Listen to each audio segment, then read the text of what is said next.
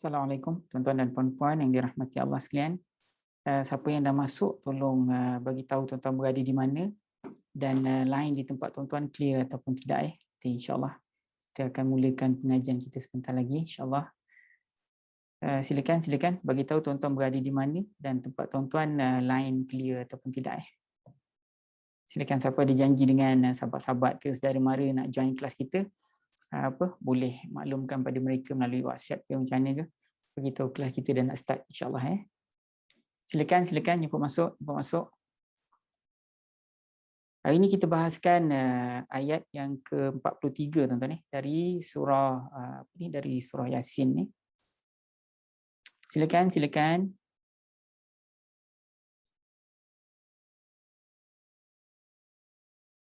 Ayat yang ke-43 tuan-tuan dari surah Yasin.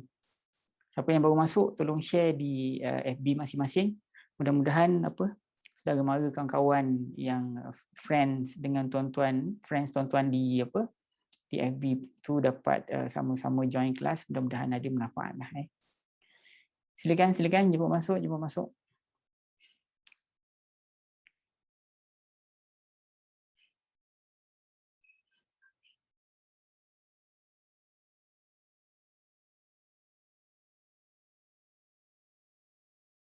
Silakan tuan-tuan, silakan.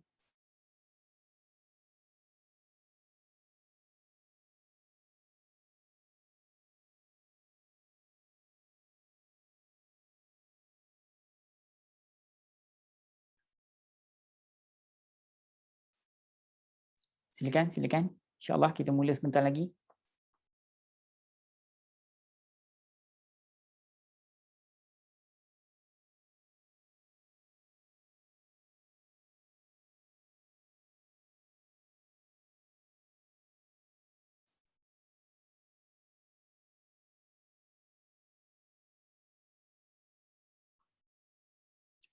Siapa-siapa yang dah masuk, kalau yang belum follow lah Nanti setiap hari tuan-tuan akan dapat notification insya-Allah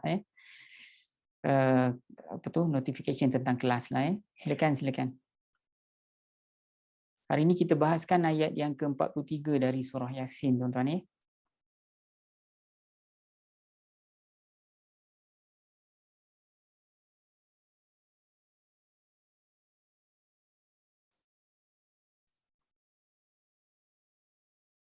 Silakan.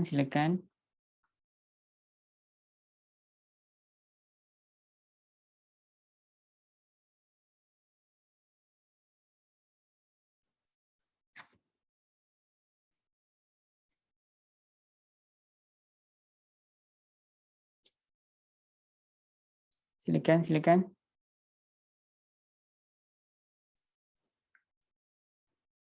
Tolong share tuan-tuan, tolong share.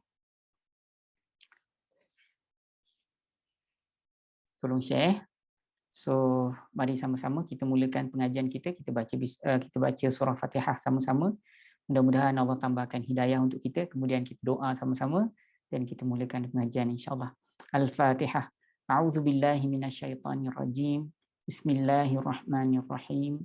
Alhamdulillahi rabbil alamin. Ar-Rahmanir-Rahim. Maliki yaumiddin.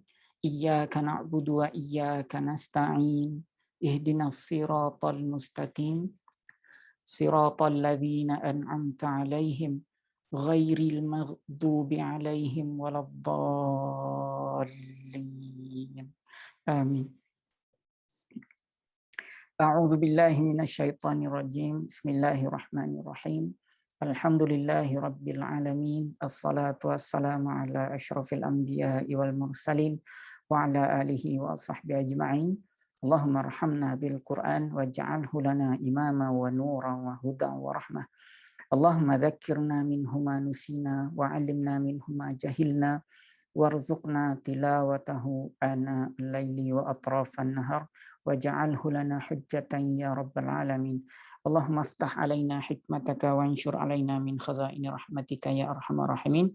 Allahumma rabbana shrah lana sudurana wa yassir umurana wahlul 'uqdatam min alsilatina yafqahu qawlana. Walhamdulillahi rabbil alamin. Amma ba'd. Baik, tuan-tuan dan puan-puan yang dirahmati Allah sekalian, ini kita akan sambung lagi pengajian kita seperti mana yang saya sebut tadi. Ini kita akan bahaskan ayat yang baru dari surah Yasin, ayat yang ke-43. Pada tuan-tuan yang baru join kita punya pengajian ni, format dia mudah saja. Mula-mula kita baca ayat 43 tu. Kemudian kita tengok apa yang Allah Taala tulis di situ, pastikan tuan-tuan faham apa yang tersurat di situlah. Maksudnya apa yang tersurat di situ, apa maksud ayat tu, apa maksud perkataan tu kan. Kemudian baru kita tengok apa message yang Allah nak sampai melalui ayat tu. Yang itu kita panggil dia sebagai penafsiran ayat, penafsiran ayat. Kalau tuan-tuan sebut apa makna yang ditulis, itu bukan penafsiran sebenarnya. Itu adalah terjemahan daripada apa yang tertulis di situ kan, Tapi penafsiran ni ialah apa yang di sebalik, apa yang di sebalik ayat itu yang Allah Taala nak sampaikan message pada kita. So nanti kita akan bahaskan perkara tersebut, dan di hujung nanti baru kita bahaskan soal teknikal berkenaan dengan ayat yang ke-43 ni. So tuan-tuan bersama-sama dengan saya, kita tengok ayat ni. Tuan-tuan boleh share skrin dengan saya. Tuan-tuan yang tak ada Quran di tangan pun tak apa, sebab kita share skrin yang sama. Ni ayat yang ke-43 ni tuan-tuan. Sebentar ayat yang ke-43 ni. Wa in nasya' nughriqhum, Okey, saya baca dulu tuan-tuan puan-puan simak A'udzu billahi minasyaitonir rajim. Wa in nasya' nughriqhum fala sarikha lahum wa la hum yunqadhun. Wa in nasya' nughriqhum, kata Allah, wa in nasya' nughriqhum fala sarikha lahum walahum yunqadhuna. Kalau kita tengok ayat ni sebenarnya kita boleh pisahkan dalam beberapa rangkap. Tuan-tuan ni katalah dekat sini kita boleh consider sebagai rangkap yang pertama, ni rangkap yang kedua tau. Yang ujung tu yang terakhir lah. Wa inna sya' nughriqhum, kata Allah.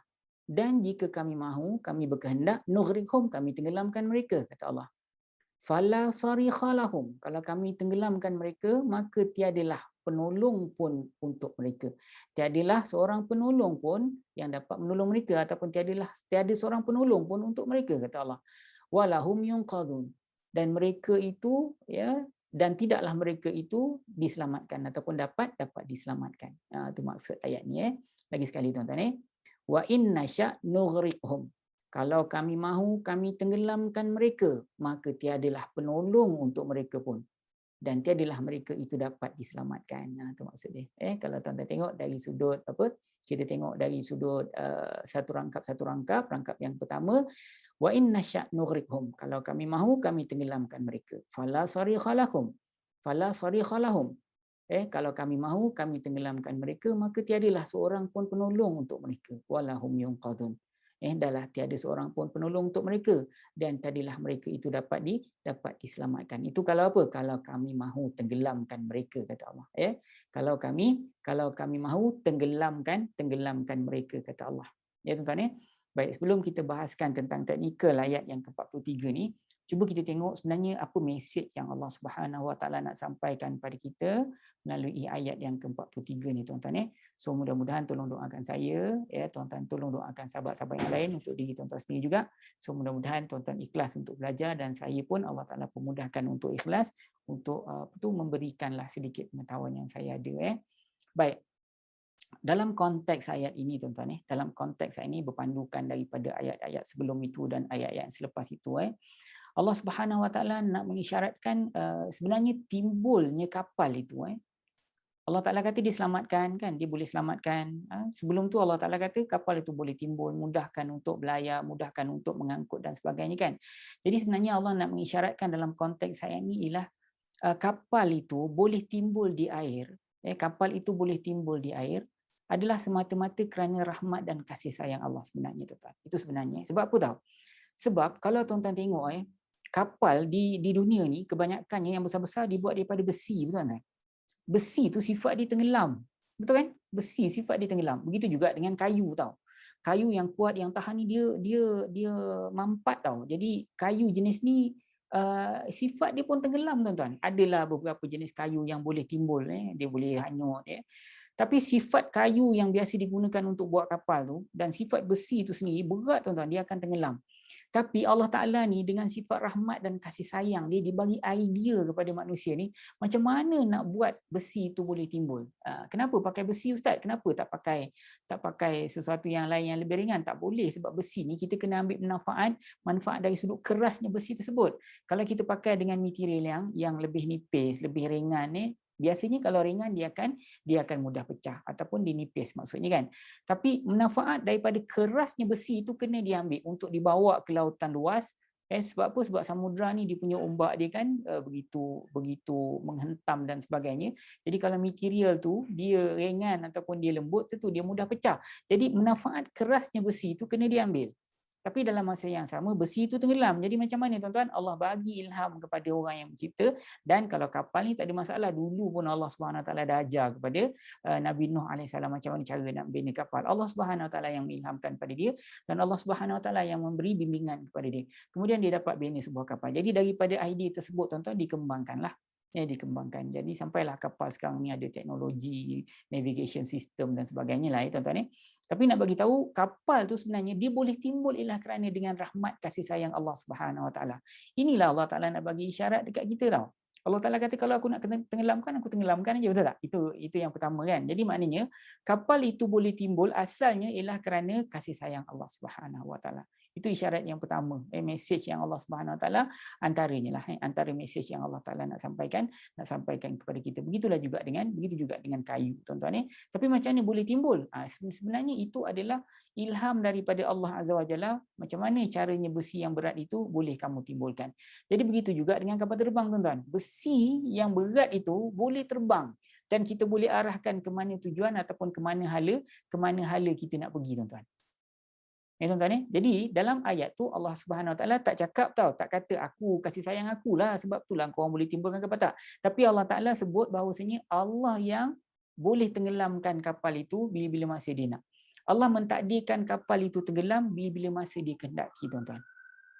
Ya, asalnya besi itu tenggelam. Kemudian Allah Subhanahu Wa Taala bagi idea macam mana nak timbulkan dia kan. Okey, sekarang ni kita jangan lupa, jangan sombong Kita ni tuan-tuan, Allah Ta'ala ni dia yang menentukan bila masa dia nak tenggelamkan kapal. Begitu juga dengan kapal terbang, tuan-tuan. Bila masa dia nak jatuhkan, itu adalah atas kehendak dan kehendak Allah Subhanahu Wa Taala. Ini yang disebutkan pada kita dalam konteks ayat ini, tuan-tuan. Cara Allah Subhanahu Wa Taala nak tenggelamkan kapal itu dengan bermacam-macam cara lah.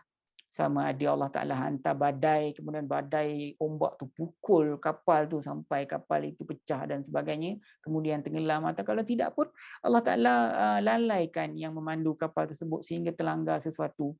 Ataupun kalau tidak pun ada sesuatu yang datang menghentam kapal itu dari jauh, contohnya kapal lain misalnya kan, ataupun sesuatu yang lain hentam kapal tu sampai kapal tu pecah sehingga kapal tu tenggelam. Ataupun kalau tidak pun dipanah petir contohnya kan. Jadi bila masa Allah Subhanahu Wa Taala nak tenggelamkan kapal itu, Allah akan tenggelamkan, tuan-tuan. Allah akan tenggelamkan kapal itu. Walaupun atas sifat kasih sayang itu kapal itu boleh timbul, tapi dengan sifat kasih sayang Allah Subhanahu Wa Taala, Allah Subhanahu Wa Taala membiarkan kapal itu selamat. Tapi bila-bila masa dia nak tenggelamkan, dia akan tenggelamkan. Jadi kenapa tuan-tuan Allah Taala cakap begitu? Sebenarnya tuan-tuan, Allah Ta'ala nak mengisyaratkan bahawasanya tak ada siapa pun yang dapat tolong. Tak ada siapa pun yang dapat tolong, tak ada siapa pun yang dapat menyelamatkan manusia, tuan-tuan. Betul tak? Kecuali Allah Azza wa Jalla. Jadi apa yang Allah Ta'ala nak bila Allah Ta'ala cakap itu? Allah Ta'ala nak kita ni bertawakal hanya kepada dia. Itulah mesej yang Allah Ta'ala nak sampaikan. Kamu ni kena bertawakal dengan aku semata-mata. Kamu ni hanya kena bertawakal kepada aku semata-mata. Sebab apa? Sebab apabila kita berada di lautan yang luas, kita cerita pasal kapal lah, hari ni pasal kapal kan. Jadi kalau tuan-tuan berada di lautan yang luas, mungkin sebagian tuan-tuan yang pernah belayar kan, jadi tak kira lah belayar naik krus ke apa ke benda, ada satu kawasan ataupun ada kawasan di laut itu tuan-tuan tak nampak keliling, tak nampak dataran pun keliling tu. Yang tuan-tuan nampak hanyalah lautan yang luas. Kalau tuan-tuan tak pernah pun, pasti tuan-tuan pernah tengok TV kan. TV ke video ke apa, tak ada. Lepas ni tuan-tuan pergi Google tengok macam mana keadaan kapal di tengah lautan. Tak ada satu pun tuan-tuan daratan ataupun dataran yang tuan-tuan boleh tengok di sekeliling tuan-tuan. Dan laut tersebut merupakan laut yang sangat dalam. Jadi kalau waktu itu saya nak tanya tuan-tuan, siapa yang boleh tolong tuan-tuan? Jadi kalau Allah Taala mengisyaratkan perkara itu begitu, maknanya apa? Maknanya ialah Allah Subhanahu Taala ni nak kita bertawakal hanya kepada Allah. Itu dalam konteks laut, tuan-tuan. Dalam konteks yang lain-lain, kenderaan yang lain-lain, itu tak apalah, kita sekejap lagi kita bahas. Tapi ini dalam konteks laut. Bila kita berada di tengah-tengah lautan dan kita tak nampak sikit pun dataran di keliling dia, waktu itu Allah Taala suruh cuba bayangkan, siapa yang boleh tolong? Siapa yang boleh tolong? Hanyalah Allah Subhanahu Wa Taala yang dapat menyelamatkan kita. Ya, atas usaha kita itulah kita pasangkan navigation contohnya kan, kita pastikan enjin tu berada dalam keadaan baik, ataupun enjin kapal tu kita adakan satu lagi enjin spare, kurang-kurangnya enjin yang pertama kalau rosak ada enjin yang kedua, ataupun kita punya alat perhubungan yang baik, contoh itu usaha kita. Jadi kalau andai kata sesuatu terjadi pada kapal tu berkenaan dengan kerosakan dan enjin, kita boleh call kapal lain untuk datang bantu dan sebagainya, itu adalah usaha kita. Tapi tuan-tuan, sejauh mana Allah Subhanahu Wa Taala mengizinkan kita untuk selamat, setakat tu je kita selamat. Bila dia nak tenggelamkan, anytime dia boleh tenggelamkan. Jadi Allah Taala nak mengisyaratkan hanya tawakal itu kepada Allah Azza wa Jalla. Hanyalah tawakal itu kepada Allah Subhanahu Wa Taala. Bila gelombang tinggi, boom, gelombang tinggi datang menghentas. Saya pernah tengok satu video yang mana ataupun tuan-tuan pernah tengok dulu kan, ada program-program dia pergi tangkap ketam ke tangkap apa. Betapa kuatnya ombak tu naik pada musim-musim tertentu. Jadi pada waktu itu tawakal hanya kepada Allah saja, tuan-tuan. Tawakal hanya kepada Allah Azza wa Jalla, tuan-tuan. Ya. Jadi sebenarnya tuan-tuan tak akan rasa perkara tu. Tuan-tuan tak akan rasa perkara itu merupakan rasa tawakal tu, tuan-tuan tak akan rasa kalau tuan-tuan tidak berada di keadaan itu. Waktu bila kita akan rasa, ya Allah, tawakal kita hanya kepada Allah? Waktu tuan-tuan berada di dalam keadaan kegoncangan, berada di keadaan badai yang begitu memukul kapal tersebut dan kapal berada dalam keadaan terombang-ambing. Jadi pada waktu itu tuan-tuan hanyalah sifat tawakal sebagai makhluk tu akan keluar. Ya, begitu juga kalau ni tuan-tuan mungkin ramai yang tak pernah naik kapal barangkali kan. Tuan-tuan mungkin pernah naik kapal terbang. Nah, kebanyakan tuan-tuan insya-Allah pernah naik kapal terbang kan, masa pergi haji ke apa kan. Jadi pada waktu tu tuan-tuan, bila tuan-tuan pernah rasa, saya rasa tuan-tuan mesti pernah rasa kalau pernah naik kapal. Kadang-kadang ada turbulence kat atas kan. Jadi bila turbulence tu kapal tu akan gegar kan. Jadi bila gegar tu tuan-tuan, masa itulah sifat kita sebagai makhluk ni tuan-tuan pasti akan keluar, tuan-tuan. Jangan nak terberang. Sebab apa? Orang etis pun waktu itu dia akan panggil sesuatu untuk dijadikan sebagai sandaran. Waktu tu sebutlah Allah ke Tuhan ke, masa tu sebut God, tuan-tuan. Masa itulah sebut Tuhan. Sebab apa? Sifat kita sebagai makhluk itu akan keluar. Macam kita orang Islam, sifat kita sebagai hamba kan. Jadi kita tak kisahlah. Sebab kita daripada awal pun kita menyerahkan diri kepada Allah. Betul kan? Tapi tuan-tuan, bila berada dalam keadaan tu, barulah waktu keadaan biasa kita tak adalah sifat tawakal tu kita nak keluar sangat, tak adalah terasa sangat tawakal kepada Allah. Tapi bila dalam keadaan macam tu, barulah sifat tawakal tu akan keluar solid, nampak tuan-tuan. Jangan main-main tu. Sebab tu tuan-tuan, orang yang bertawakal dengan Allah ni dia ada satu kelebihan, tuan-tuan. Dan kelebihan tu adalah beberapa kelebihan. Ini salah satu daripada kriteria orang yang boleh masuk syurga tanpa dihisap. Itulah orang yang bertawakal kepada Allah Azza wa Jalla. Tuan-tuan cuba bertawakal dengan Allah. Tuan-tuan bertawakal dengan Allah, tak kiralah tuan-tuan berada di darat ke, berada di air ke, dari sudut rezeki ke, dari sudut keselamatan ke, dari sudut apa, kita berusaha untuk selamatkan diri, tapi usaha tu kita tahu, ini tak boleh selamatkan aku. Usaha aku ni tak boleh selamatkan aku. Ini hanyalah sekadar usaha ataupun kewajipan Allah Subhanahu Wa Taala kepada kita supaya kita berusaha untuk menyelamatkan diri. Tapi dalam hati kita ni sebenarnya tawakal kita hanyalah kepada Allah. Saya nak bagi tuan-tuan satu contoh lah, macam anak-anak kita kan. Anak-anak kita tu dia menginjak dewasa, contohnya dia nak pergi ke satu tempat yang jauh. Dia baru-baru nak kenal dunia contohnya kan. Jadi dia kata saya nak pergi, contohnya nak pergi ke luar negara lah. Saya nak pergi London lah contohnya, saya nak pergi London dan di sana ada parents kawan yang akan tunggu. Jadi kami akan ke sana dan parents tu kebetulan kita pun kenal, tuan-tuan kan. Jadi kita ni punyalah pesan dengan anak kita tu, ya Allah, sampai anak kita naik boring, tuan-tuan. Anak kita tu umur dah 20 tahun lebih, 22 tahun ke 23 tahun, dah besar dah. Kita masa umur 23 tahun, saya 23 tahun dulu tak ke mana-mana. Jauh dah kita pergi masa umur kita 22, 23 tahun tu. Kita dah jauh pergi dah, merata dah kita pergi, tuan-tuan. Maknanya keluarlah daripada negara kan. So anak kita nak buat benda sama, apalah salahnya. Tapi waktu tu kadang-kadang mak bapak ni dia punya takut tu sampai macam lah kita boleh jaga anak kita tu setiap masa. Tak boleh, tuan-tuan. Walaupun anak kita tu dalam rumah pun sebenarnya yang jaga dia ialah Allah. Kita ni cuma boleh berusaha agar dia selamat saja. Betul tak? Tapi yang boleh jaga dia Allah. Kita boleh ke bersama-sama dengan anak kita tu all the time? Tak. Kadang dia bawa kereta pergi ke mana-mana kan. Kadang dia keluar ke mana-mana dengan apa tu ke tak kira dengan ke mall ke ataupun ke college ke sekolah ke mana-mana kan. Boleh ke tuan-tuan follow dia all the time? Tentulah tak boleh. Siapa yang boleh jaga dia? Allah lah. Jadi yang jaga dia tu dekat rumah kita, yang jaga anak kita tu dekat college, yang jaga anak kita tu kalau pergi mall, ialah Tuhan yang sama yang jaga dia kalau dia pergi ke London atau kalau dia pergi ke Australia dan sebagainya, tuan. Itulah Tuhan yang sama yang jaga dia, tuan-tuan. Jadi pada siapa tuan-tuan nak serahkan anak kita? Ya Allah, aku serahkan anak aku pada Engkau, tolonglah jaga dia, ya Allah. So, tak, dia bukan ada kat depan kita, tuan-tuan. Kalau depan kita boleh jaga, tapi kalau dia jauh, anak-anak kita Allah lah yang jaga. Kita tak mampu nak ikut dia all the time, tuan-tuan. Kita tak mampu nak ikut dia all the time. Allah lah yang jaga dia. Ya. Jadi samalah juga, tuan-tuan, kalau dalam konteks ayat yang sedang kita baca ni, tuan-tuan, kita berada di satu kapal. Katalah kita berada di kapal terbang, nak bagi contoh kapal laut, ramai tuan-tuan yang tak pernah naik kapal laut di pukul gelombang, tapi saya rasa ramai tuan-tuan yang pernah naik kapal terbang kalau ada turbulence ke atas kan.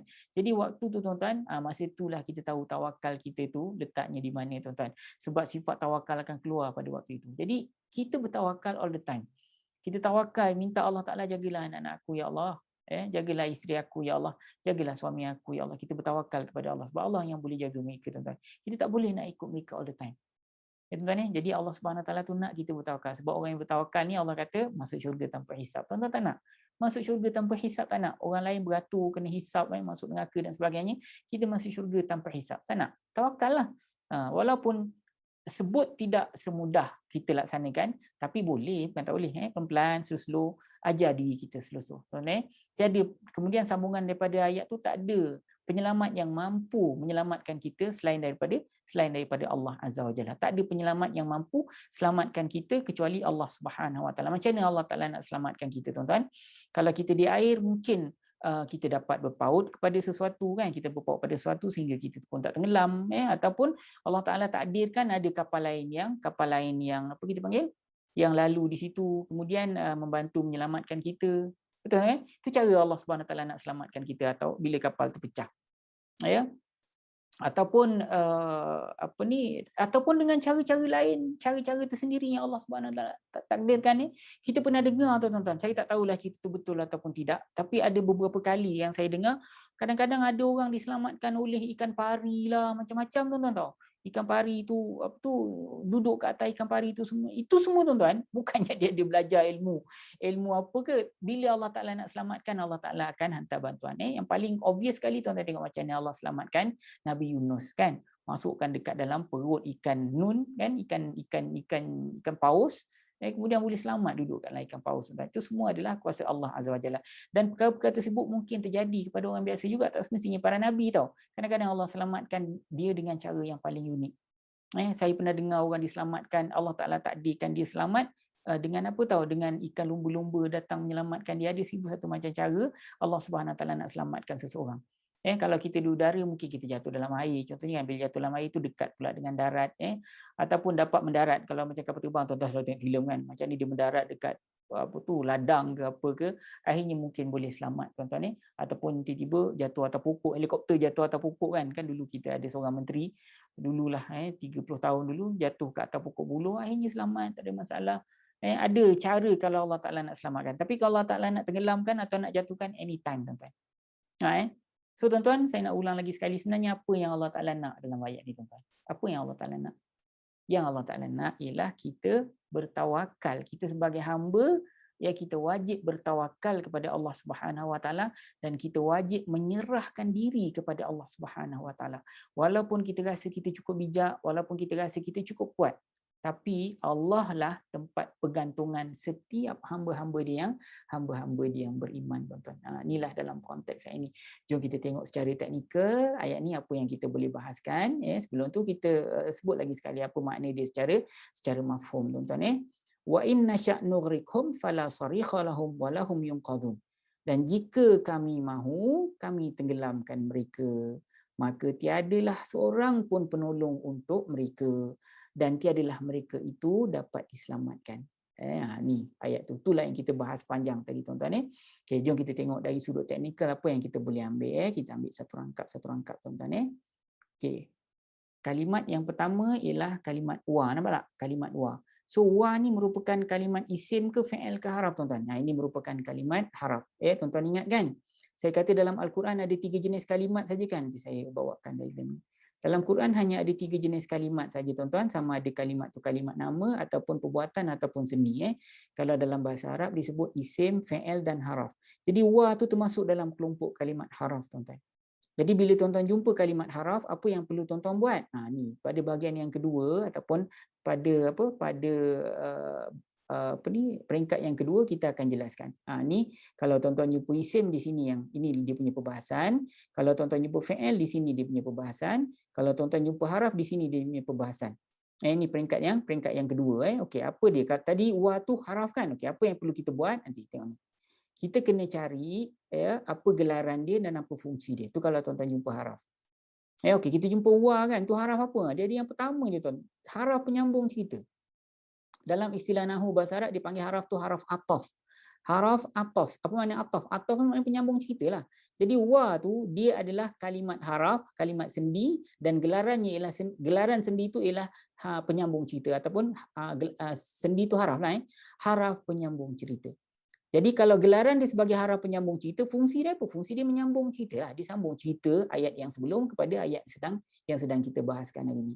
Itu kita panggil waw ni. Dia ialah kalimat haraf. Okay, dalam Quran ada isim, fi'il, haraf saja. Kemudian in. In juga merupakan kalimat haraf tuan-tuan.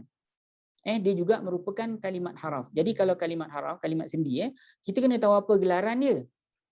Kita kena tahu apa gelaran dia dan apa fungsi dia. Okey, kita tengok. Ini dia masuk dalam kelompok haraf apa tuan-tuan? Ini ni sebenarnya tuan-tuan, dia masuk kepada haraf syarat. In. In kan jika atau kalau kan. Ini kita kata ini dia termasuk dalam kelompok haraf syarat. Okey, apa makna haraf syarat tuan-tuan? Tuan-tuan dengar mana tadi? Okey, apa makna haraf syarat? Tuan-tuan dengar dulu Okey, dari sudut makna ni bukan teknikal tau, dari sudut makna in ini dia termasuk dalam kelompok haraf syarat. Maknanya bila syarat ada, dia mesti kena ada dia punya akibat ataupun nescaya dia. In kan jika kan. In ataupun lau. Lau tu kalau, in tu jika. Jadi kalau awak makan, nescaya awak kenyang. Jika awak pergi, nescaya mereka sedih. Jadi bila ada in atau lau tu, itu kita panggil haraf syarat. Bila haraf syarat, dia mesti nak kena ada jawab dia. Itu dalam teknikal nahwu dia kata syarat dan jawab.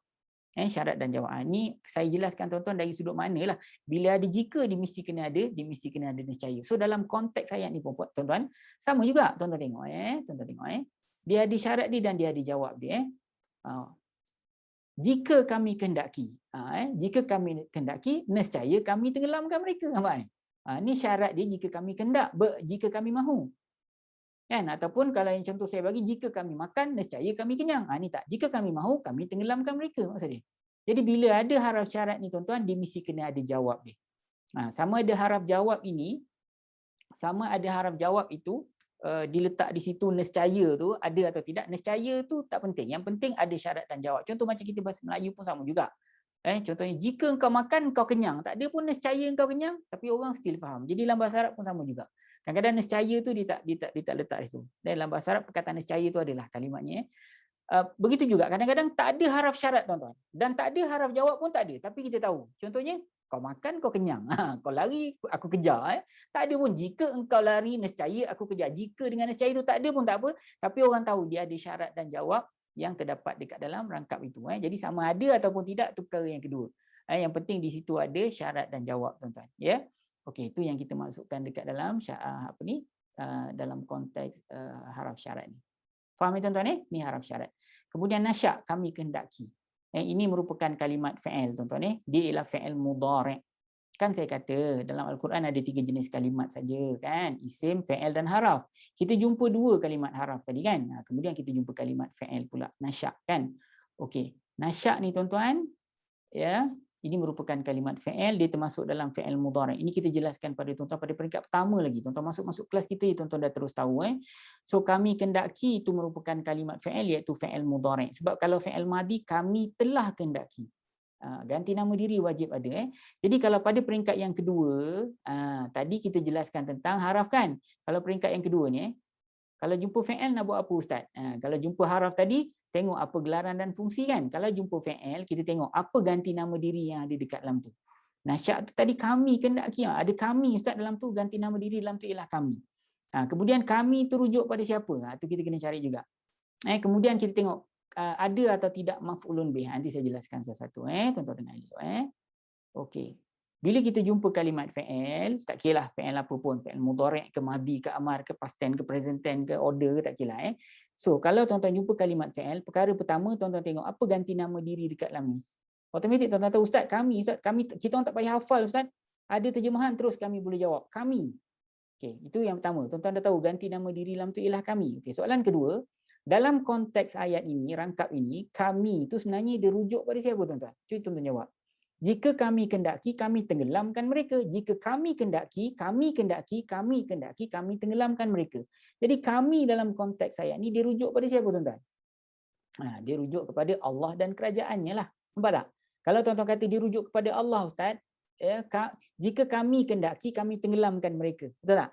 Jadi tuan-tuan tahu, kami itu, Ustaz, dirujuk pada Allah. Dari segi makna betul. Tapi dari segi teknikal dia tak berapa tepat, tuan-tuan. Sebab apa? Sebab kami itu dia ganti nama diri ramai. Betul tak? Kami kan ramai, yang kalau seorang aku, jika aku kendaki, aku tenggelamkan mereka. Jadi tuan-tuan kata, Ustaz, aku ni dirujuk kepada Allah. Okay, no problem. Dari segi teknikal pun betul, dari segi makna pun tak ada masalah. Tapi jika kami kendaki, kami tenggelamkan mereka. Kami itu tuan-tuan kata rujuk kepada Allah. Dari segi makna betul. Dari segi makna betul lah. Kalau Allah kendak, dia tenggelamkan. Tapi dari segi teknikal, dia kurang tepat. Sebab apa? Kami tu ramai, Allah tu satu. Macam mana kita nak jawab? Okey. Benda ni daripada dulu pun ulama' dah settle lah.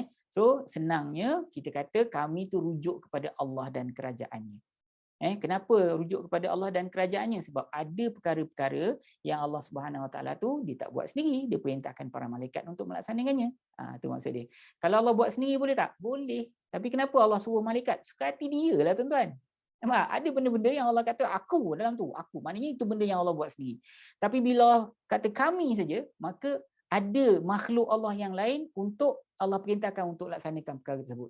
Kan Allah nak tenggelamkan sesuatu, kadang-kadang Allah pakai ribut. Allah hantar ribut pergi, malaikat yang menjaga angin pergilah settlekan benda tu. Ataupun Allah Taala nak nak hantar peti pada kapal tu kan. Jadi Allah Taala perintahkan malaikat yang menjaga yang sesuai lah malaikat pergi. Jadi maknanya Allah melibatkan para malaikat dia untuk lakukan perkara tersebut. Apa salahnya? Apa masalahnya? Suka hati Allah lah, suka hati dia lah apa dia nak buat kan. Jadi bila Allah kata kami mahu, kami tenggelamkan. Jadi kami tu dia rujuk kepada Allah dan kerajaannya yang maha besar, maha agung dan sempurna, tuan-tuan. Itu maksud dia. So yang pertama, tuan-tuan, nanti kita balik ke ayat tu. Yang pertama, tuan-tuan kena tahu apakah ganti nama diri dekat dalam tu. Yang kedua, tuan-tuan kena tahu ganti nama diri itu rujuk pada siapa ni settle. Okey, ada atau tidak maf'ulun bih? Kat sini tak ada maf'ulun bih. Apa maf'ulun bih? Nanti kalau jumpa nanti saya jelaskan.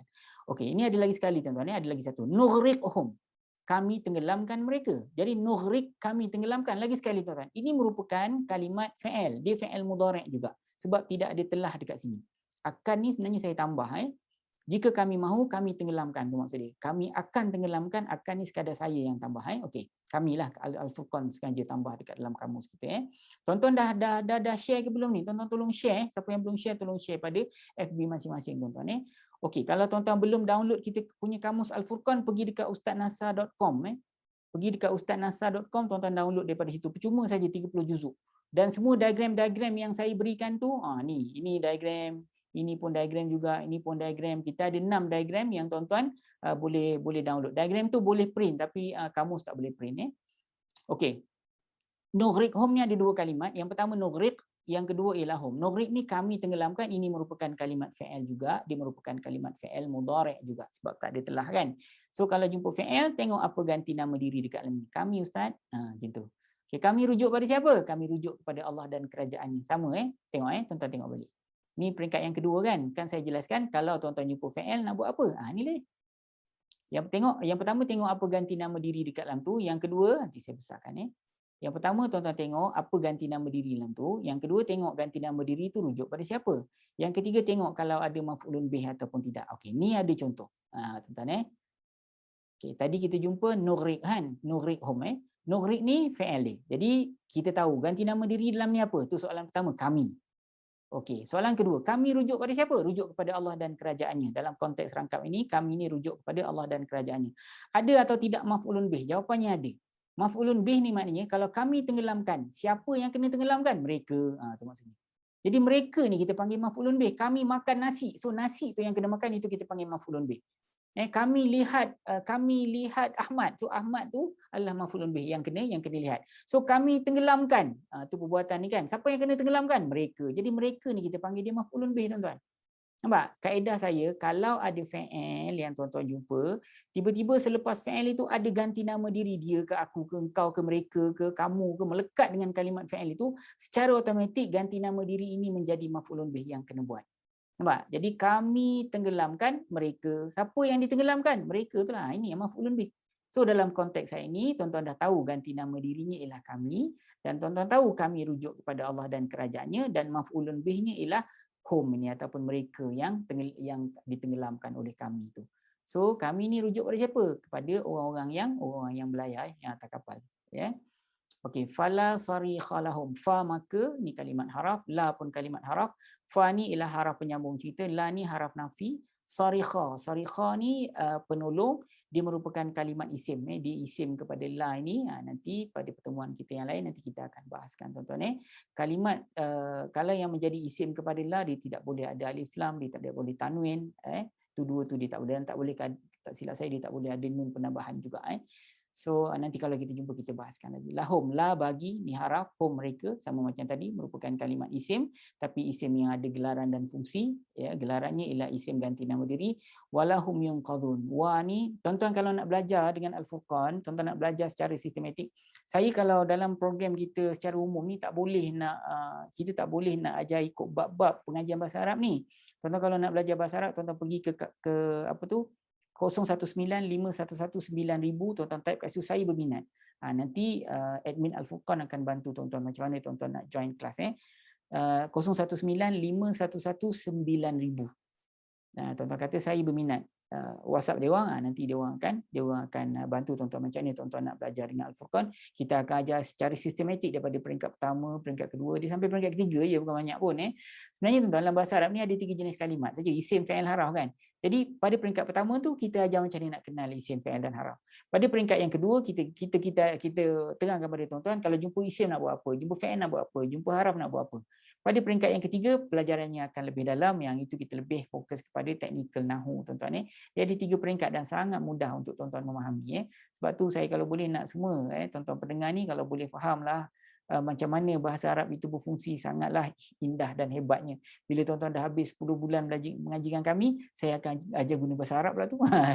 Kita punya program kita, saya akan ajar macam mana tuan-tuan nak kita akan tafsir ayat guna bahasa Arab, kita akan i'rab ayat-ayat tu guna bahasa Arab, dan tuan-tuan akan waktu tu happy lah belajar sebab dah faham bahasa Arab. Okey, kalau tuan-tuan nak belajar macam saya sebut tadi lah, pergi ke 0195119000. Type kat situ saya berminat. So ni rangkap terakhir, wa dan haraf, la pun haraf juga, haraf nafi, hum ni mereka merupakan kalimat isim yang ada gelaran dan fungsi, iaitu mereka. Kemudian yunqaduna, mereka diselamatkan, dan tidaklah mereka diselamatkan. So ini merupakan kalimat fi'il, iaitu fi'il majhul. Fi'il ni fi'il mudhari' tapi dia majhul. Sebab apa? Sebab ada di yang digariskan dekat bawah ni. Itu antara teknik yang kita gunakan dalam pengajian kita, tuan-tuan. Mudah sangat untuk tuan-tuan faham bahasa Arab Al-Quran. So kalau tuan-tuan yang belum share, tolonglah share di Facebook tuan-tuan masing-masing supaya ramai dapat manfaat. Yang keduanya, kalau yang belum follow, yang baru masuk hari ini, selamat berukhuwah kepada tuan-tuan. Mudah-mudahan kita dapat kekekalan kita punya ukhuwah kita, insya-Allah. Saya akan bantu tuan-tuan slow untuk faham. Dan apa kita panggil, dan kalau tuan-tuan yang belum share tu, belum follow tu, yang baru hari ni kan, tuan-tuan follow. Nanti insya-Allah tuan-tuan akan dapat notification setiap hari kita akan dapat bersama, insya-Allah. So terima kasih atas perhatian, dan insya-Allah nanti kita jumpa di lain pertemuan. Assalamualaikum warahmatullahi wabarakatuh.